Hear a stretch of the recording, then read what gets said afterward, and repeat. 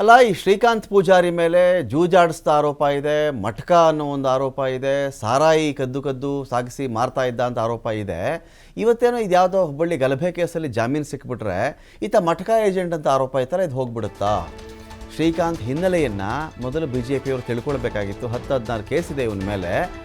ಆ ಕೇಸ್ ಇದ್ದಂಥ ವ್ಯಕ್ತಿಯನ್ನು ಕರಸೇವಕ ಅಂತ ಅವ್ರು ಮಾತಾಡ್ಬಿಟ್ರಲ್ಲ, ಈತನ ಹಿನ್ನೆಲೆ BJP ಅವ್ರಿಗೆ ಗೊತ್ತಾಗಿರಲಿಲ್ವಾ?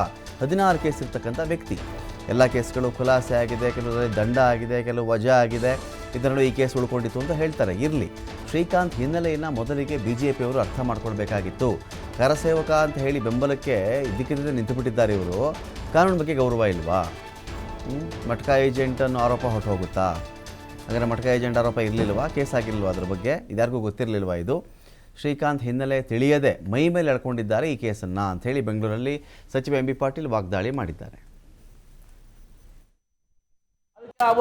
ಶ್ರೀಕಾಂತ್ ಪೂಜಾರಿಗೆ ಜಾಮೀನು ಸಿಕ್ಕಿದೆ ಜಾಮೀನು ಸಿಕ್ಕಿದೆ. ಶ್ರೀಕಾಂತ್ ಪೂಜಾರಿ ಬಂಧನ ಮಾಡಿದ್ರಲ್ಲ, ಜಾಮೀನು ಸಿಕ್ಕಿದೆ. ಜಾಮೀನು ಸಿಕ್ಕರೆ ಅವನು ಏನಾದ್ರು ಅವ್ನಿಗೆ ಕ್ಲೀನ್ ಚಿಟ್ ಸಿಕ್ಬಿಡ್ತಾ? ಅವ್ರದ್ದೆಲ್ಲ ಮಟ್ಕ ಏಜೆಂಟು ಒಂದು 13-18 ಕೇಸಸ್ ಇದಾವೆ.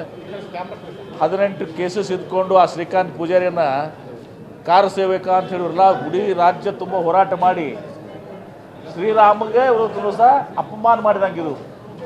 ಒಬ್ಬ ಮಟ್ಕ ಏಜೆಂಟನ್ನು, ಗಡಿಪಾರಾದಂಥ ಒಬ್ಬ ಕ್ರಿಮಿನಲನ್ನು ಒಯ್ದು 18 ಕೇಸ್ ಇದ್ದವನು ತೊಗೊಂಡು ಹೋಗಿ ಇವನು ಕಾರ ಸೇವಕ, ಶ್ರೀರಾಮನ ಕಾರ ಸೇವಕ ಇದು ಅಂತ ಹೇಳಿ ಇದು ಯಾರಿಗೂ ಅಲ್ಲ, ಸ್ವತಃ ಶ್ರೀರಾಮನಿಗೆ ಇವತ್ತು ಸಹ ಅಪಮಾನ ಮಾಡಿದಂಗೆ ಇವತ್ತು ಸಹ.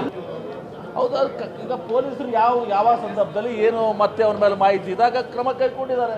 ಅದಕ್ಕೆ ಆ ಕ್ರಿಮಿನಲನ್ನು ಇಟ್ಕೊಂಡು ಅವನು ಕರಸೇವಕ ತಿಳ್ಕೊಂಡು ಹೋರಾಟ ಮಾಡೋದು ಮಟ್ಕ ಏಜೆಂಟ್ ಅನ್ನೋದು ಗೊತ್ತಿಲ್ಲ ನನಗೆ.